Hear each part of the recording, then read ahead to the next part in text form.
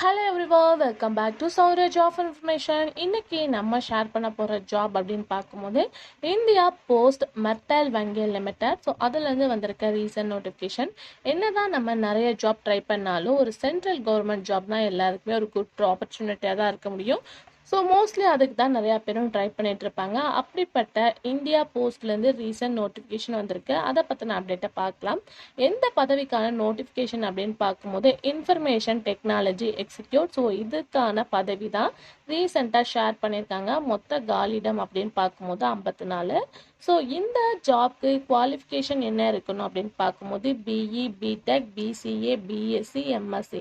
So இந்த கேட்டகரியில் என்ன வேணால் இருக்கலாம் அப்படின்றத அவங்க ஷேர் பண்ணியிருக்காங்க. ஸோ அதிகபட்சமாக ஏஜ் எவ்வளோ இருக்கணும் அப்படின்னு பார்க்கும்போது 22லேருந்து 45க்குள்ளே இருக்கணும் அப்படின்றத மென்ஷன் பண்ணியிருக்காங்க. ஸோ அது மட்டும் இல்லாமல் இந்த ஜாபோட சேலரி பார்க்கும்போது ஒரு வருஷத்துக்கு 10 லட்சம். ஸோ அந்த மாதிரி டிவைட் பண்ணியும் கொடுத்துருக்காங்க. ஸோ எஸ்சி எஸ்டி அவங்களுக்கெலாம் பார்க்கும்போது ஆன்லைன் பேமெண்ட்டும் ரிலீஸ் பண்ணியிருக்காங்க. எஸ்சி எஸ்டிக்கு 150 ரூபா, மித்த கேட்டகரிஸ் எல்லாருக்குமே 750 ரூபா பே பண்ணும். பட் இது ஒரு ஹை போஸ்டிங் அப்படின்னு சொல்லிட்டுனால எக்ஸ்பீரியன்ஸ் கண்டிப்பாக கேட்குறாங்க. ஸோ எக்ஸ்பீரியன்ஸ் மஸ்ட் இருந்தவங்க மட்டும்தான் இந்த ஜாப்க்கு நம்ம ட்ரை பண்ண முடியும். நேரடி தேர்வு இருந்தாலும் அதுக்கு முன்னாடி ஒரு ஆன்லைன் டெஸ்ட்டும் வைக்கிறாங்க. ஸோ இதோட நோட்டிஃபிகேஷன் நியூ டெல்லியில் இருந்தாலும் சென்னையிலையும் வேக்கண்ட் இருக்குது.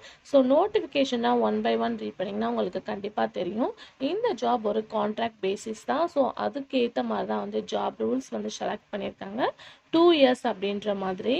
ஸோ நோட்டிஃபிகேஷனை செக் பண்ணி பார்த்துட்டு எலிஜிபிளாக இருக்கவங்க கண்டிப்பாக ட்ரை பண்ணுங்க. எந்த ஒரு டவுட்னாலும் கமெண்ட்ல ஷேர் பண்ணுங்கள்.